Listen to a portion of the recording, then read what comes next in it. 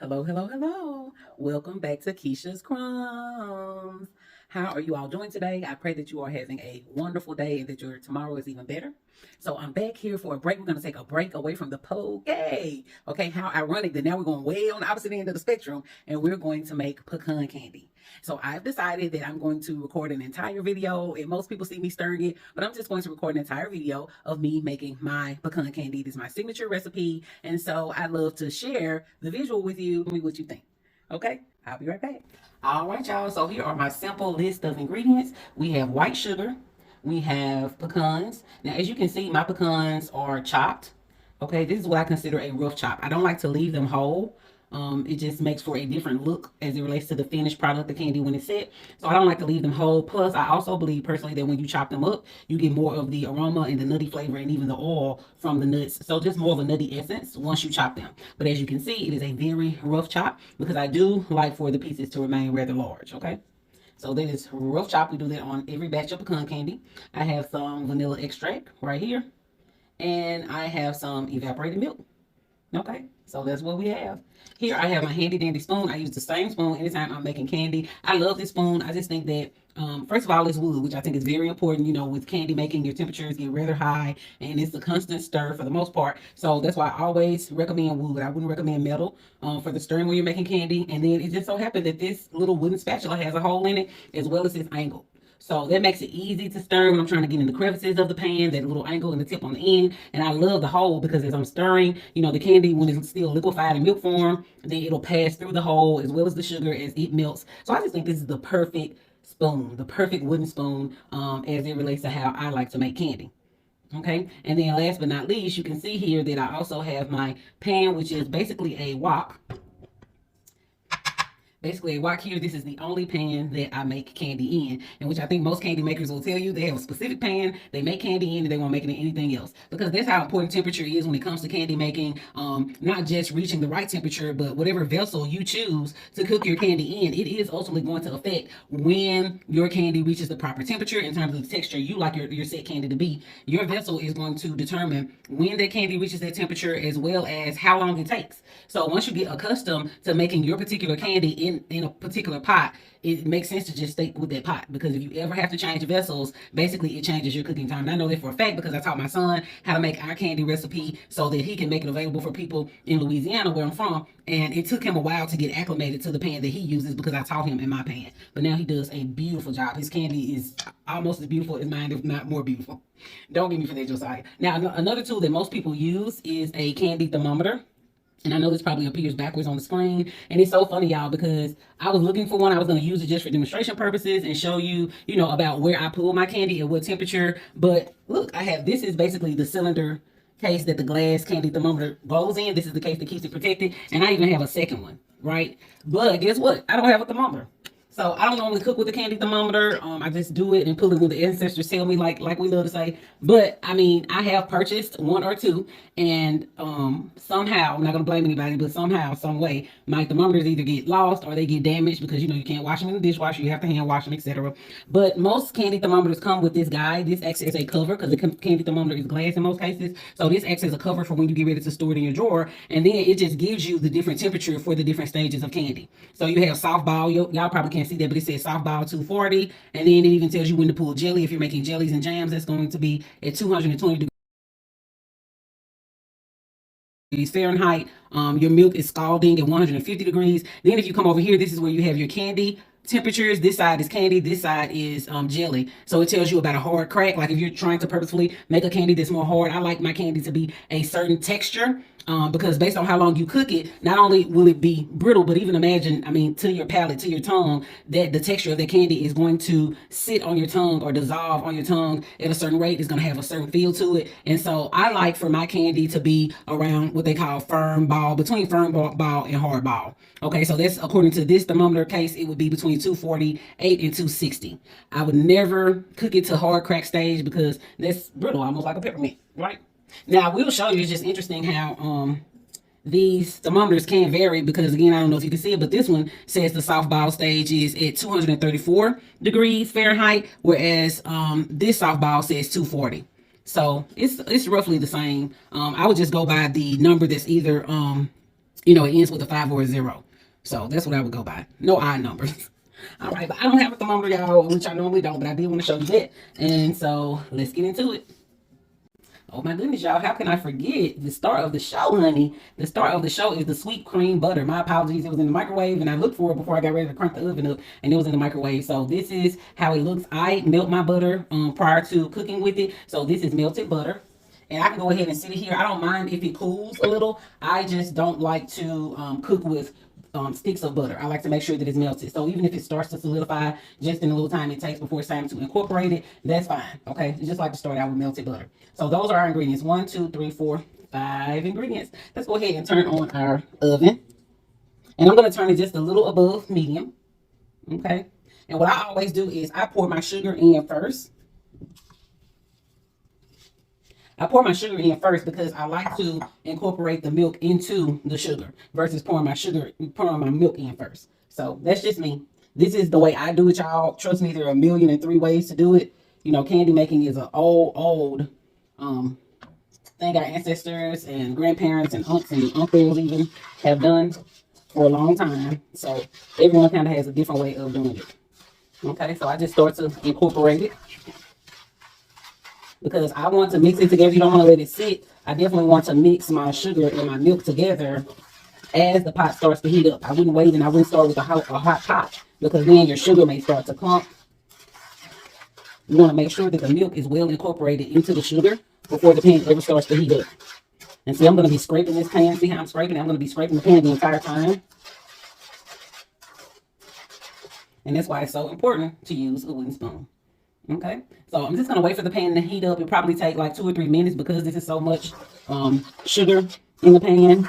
Because all I'm doing is waiting on it to heat up. You don't have to continue to stir it. Right now, with the way I do it, I don't continue to stir it. Once my milk is completely incorporated into the sugar, and it's just one nice even mixture, then I wait on the pan to heat up. Okay, so I'll be right back. So this is my attempt at pulling you in as tight as possible. But now you can see that it has started to bubble. So it is definitely heated. Okay, and you want to stir gently.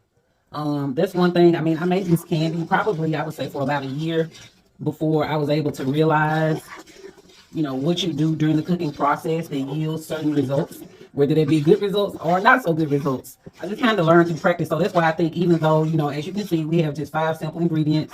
I'm sure other people may use more or less. I've seen recipes with whipping cream. I've seen recipes with brown sugar. I mean, marshmallow. I've seen all types of recipes. I've seen microwavable candy. You know, I just kind of do my due diligence in researching all the different types of recipes that are out there before I decide on how I want my product to taste and decide on my final recipe. So that's why, even though, you know, you have such a short list of ingredients, it's not difficult to make. It's not that it's complex, but it's just one of those things that does take practice. I mean, you could tell somebody all day long. That's what I explained to my son. You learn through practice. It's like math. It's the only way you can get good at it. I mean, I really truly believe that that's the only way you can get good at it. You can read 1,000 recipes. I mean, I had a lady one time before I moved from Louisiana, and she was buying candy for me like religiously. And, you know, as she should have, she decided that she was going to go and try and make candy on her own. And I didn't know at the time that she was trying to learn to make it. But she called me one day and she said, "Miss Keisha, I think she may have had like 4 or 5 bags of pecans. And as you all know, pecans are super expensive." So she was like, "You know, I tried my hand at making." She said, "I spent all this money trying to make my own candy. I just said I was going to learn how to do it." She said, "And it just is not working." And so people think pound cakes are temperamental, but pound cakes aren't difficult at all.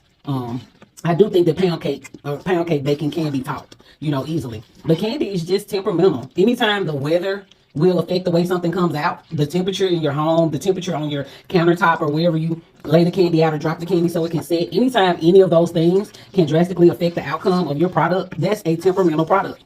So candy is just very temperamental, and it's only with practice can you learn how to do certain things to try and yield the same good results that you're looking for. And that's not to say the quirky things won't ever happen, because this is time consuming. It's not hard work, but it's time consuming. And you have to be so careful with it that when one thing happens, especially if it's something out of your control, like the temperature or the moisture in the air, or, you know, just a prime example, one time I had just run my dishwasher. So as a result, my countertop was warm right above the dishwasher, which just happens to be where I dropped my candy. So because that surface was warm, just in the dishwasher being encased underneath the cabinet underneath it, my candy didn't set. You know, it was beautiful, but it didn't sit properly. It was gummy. It was sticky. Either undercook your candy or you overcook it, right? If you undercook it, that means it's really sticky. It's still tacky to the touch. If you overcook it, then that means it's going to be hard and crackly. Like we just looked at on the thermometer, it goes from soft and firm ball stage to hard ball stage. And you know, I've looked online to see, because in most cases mine was that it wouldn't set. In other words, it wouldn't firm up and it was sticky and shiny. So I looked online to look at remedies, and I've seen what people have said to put it back in the pan and cook it some more. I've seen what people said put it on a cookie sheet and put it in the oven on, you know, X degrees for X amount of time. None of that has ever worked for me. None of that has ever worked for me. So the only thing I've ever been able to do in the past that's been effective is because I make pound cakes and sheet cakes where you can get praline pecan candy as a topping with your caramel or your buttercream. Then I'm able to use those pieces, break them up, and use them on cakes. But otherwise, you know, I just haven't been able to fix the candy that doesn't sit properly. So if y'all know of a trick that has actually worked for you, because like I said, there's a lot of remedies online, but none of them work for me. So as you all can see here, you see the little brown bits that are starting to form. I'm trying to pick one up. The brown bits that are starting to form are actually where the candy is cooking at the bottom of the pan. So the candy gets so hot that, you know, it basically sticks at the bottom of the pan as this pot continues to increase in temperature. Then your candy kind of sticks, and that's perfectly okay. But that's also one of the reasons why you have to continually stir it. Now, what I was going to say earlier is if, you know, I see people stirring fast and furious. I've never been successful with that. And I actually came to the conclusion that when you stir your candy really fast, you're incorporating air into the candy by stirring it or whipping it so fast. You know, just as with baking, you either are told to give it a slow stir, you're told to stir it gradually, or you're told to whip frothy stage, the stage where it looks like froth, and by that I mean foamy, and I call it blossoming, when the candy blossoms. Okay, so this is when all of the sugar granules dissolve, and basically the dairy, the milk in the candy mixture is making the candy blossom. But then after it cooks for so long, you'll see it go back down to a thicker, syrupy consistency, which will be like your caramel consistency. Okay, so when you get these fierce bubbles going, you know you need to keep stirring because those brown bits are going to continue to collect at the bottom of the pan. Okay, so we did 3 batches of candy today, and I kind of showed y'all parts and pieces from each batch. So the first batch was the beginning stages of making the candy. I think on that second batch I showed y'all how it looks when I'm dropping it on the parchment. And then this third batch, I'm just going back to show you all the way through to the very end up until when I get ready to drop it, how it looks, because I had to move so fast earlier with that last batch, or that first batch I should say. Now, since I've already captured and filmed me dropping the candy, I can show you this stage all the way through the very end. So remember I was telling you, once you stirred it and you know it's pretty much everything is well incorporated, you can keep scraping your pan. And I am intentionally scraping the bottom of the pan. Again, that's where your crust is forming, if you will. That's where the candy is caramelizing at the very bottom of the pan. So you keep moving your candy, and that's why it's so important to have a wooden spoon. And so the first thing we put in when the candy is ready, the first thing we put in are our pecans. Right after the pecans, we put in the butter. And you have to stir a lot of times. You got to stir it really well to get that butter to incorporate into the candy mixture. Because like this is my butter that has been melted and sitting at room temperature for probably about 10 minutes. So, I mean, if the butter were hot and straight out the microwave, it would incorporate much more quickly. But I like to go ahead and melt my butter and just let it sit out so that I won't forget it. Most times I'm double tasking. And baby, I forget not even put butter in the candy because it's still sitting in the microwave. I have actually done that before. And you can tell any different from how the candy looked. It just tasted much, much sweeter. It tasted like sugar and vanilla because there was no butter. But that's what we got going. And then I scrape it on the sides like that. Right now, I'm about to put some macaroni together. So, let me paint it. Yeah, y'all gonna see it's thickening and thickening. I'm just gonna make the camera run so y'all can see what I mean. I want you to see how the consistency of the candy changes, how it develops. We're just gonna step to the side. I'm getting a pan to put my baked macaroni in. And try to find one at least. What a round cake sheets. This cabinet needs to most stuff be acquired. We are not organized. We need to be minimalist.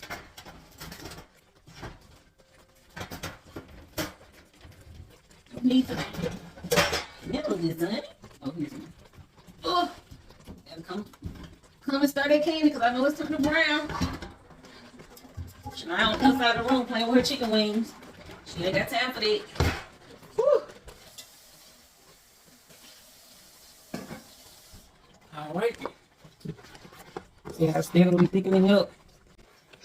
And that's the brown part I'm talking about. It right there. Hopefully y'all saw it. So now this is when I use my visual thermometer, and based on the consistency of the candy, I'm going to determine when I should add pecans.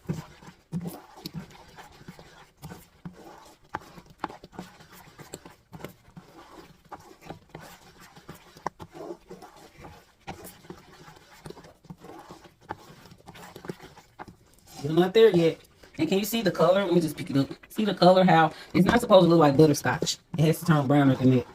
I don't know what the camera is doing in terms of giving you the correct color, but it should look like butterscotch on the screen. And that's not what we're looking for, honey. We're looking for caramel brown. Oh, yes. Oh, yes. Caramel, honey. Sweet, sweet, sweet like caramel. And I love to see that's how you can tell the consistency of the candy. See how when I stir and scrape away, see how that candy stands back? It's getting thicker and thicker. Thicker and thicker. Now, let me just show y'all. This is the rice since we're here. And I need a shot of this for my next tonight's poke video.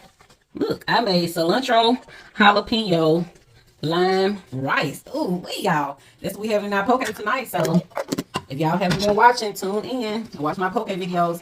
I know most of my audience likes to see the good old soul food dishes, but you know, I just have to do some things that are more health conscious because that's what we have to do as a people. Every once in a while, I am a very full-figured girl, but I know that the least I can do is remain conscious about what it is I'm eating. And, you know, when you stop caring either way, that's when things get completely out of control. So every once in a while, you know, I try to detox. And about once a quarter, I'll do a fast and a detox. And then also, I just try to look for ways to incorporate healthier choices in my, you know, in my everyday living, whether it be a healthier choice as far as a food choice or a healthier choice as far as my drink choice.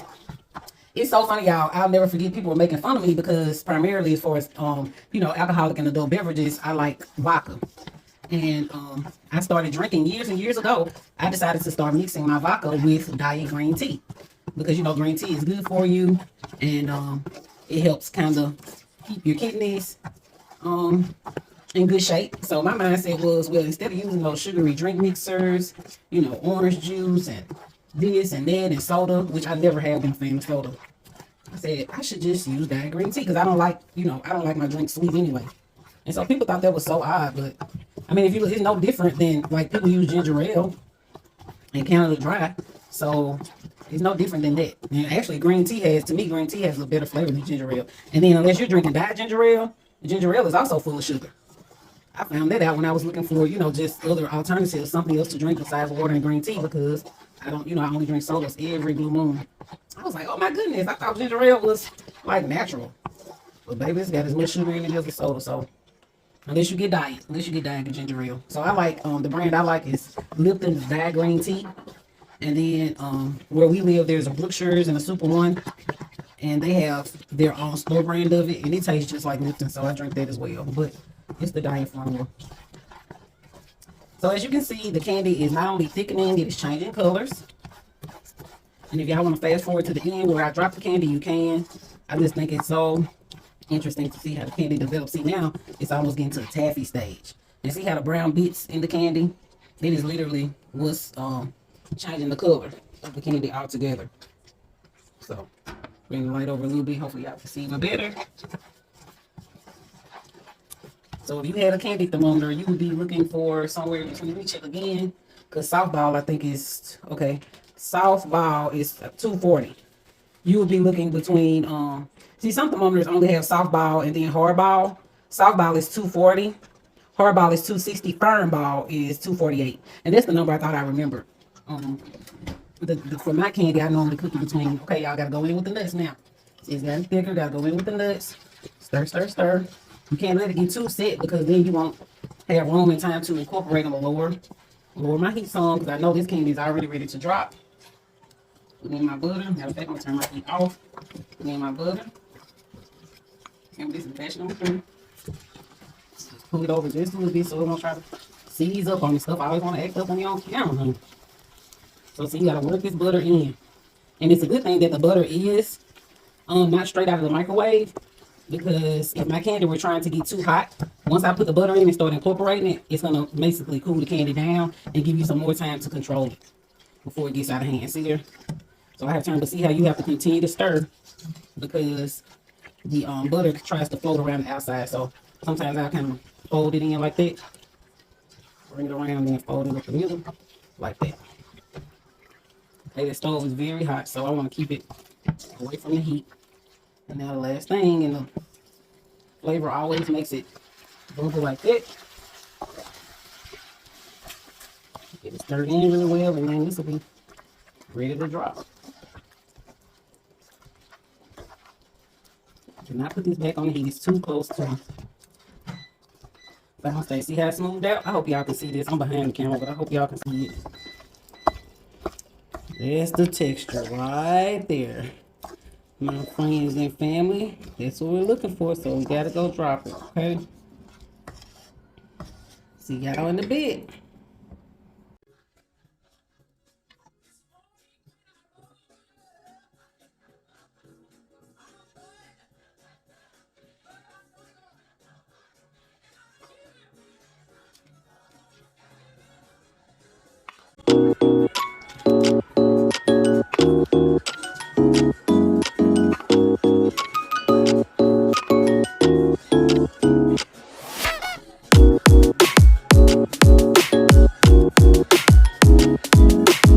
They make wax paper because I know candy will stick to wax paper, as well as parchment. You can use parchment in the oven up until like 400 or 410 degrees, and it won't burn, it won't smoke. You can't do that with wax paper. So I've tried dropping my candy on wax paper and it sticks. It was very disappointing, because I'm thinking that that's what wax paper was for. It was like when I first started. And then you find yourself having to scrape all of the wax paper off the bottom of the candy. And so, like I said, I don't know what wax paper is for at this point. All I buy is parchment. They have huge rolls of it at Sam's. If it's a time where I'm not going to Sam's because I'm trying to be careful with my budget, then I even get it from the Dollar Tree. If you like using parchment, and you've seen the parchment at the Dollar Tree, but you wasn't sure whether it was effective, it is absolutely effective. I just prefer having a big roll so that I don't have to continue to buy it. But I think these are rolls that came from Walmart actually, because I had orders I needed to ship out to Houston. Requests that came in earlier this week, and based on my budgeting, it wasn't time to go to Sam's yet, so at the time. So, and you can see I have a pot holder under here as to not burn my countertop or my sink, but this pan is hot. Pan is very hot, y'all. As you can see, when the candy is at just the right temperature, because the temperature also determines how many pieces you will get out of your batch. So if you cook your candy too hard, you won't get as many pieces, and the reason is because when the candy is cooked longer or at a higher temperature, then it seizes up. The more quickly it seizes up, so as you drop it, it won't spread. You'll just have big clumps. So this is it, y'all. Y'all saw me drop it. Okay. And I'll actually, oh, let me pause this. I forgot the music was in the background. Gosh darn. I'll show y'all why it's here so you won't think it's magic. Alexa, she had already, see this? She had already lowered because I called her name. Alexa, volume 2, please. Okay, so now you can't hear it. And I'm gonna show you right here. This is it.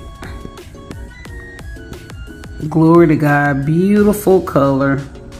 To me, that is the color of perfection. I have been really stuck on a certain color ever since one of my customers questioned me about it. Basically, when I first moved to Texas, I had changed butter brands because I couldn't find the brand that I used to use in Louisiana, or that I was using in Louisiana. And she wanted it to be the color it always has been.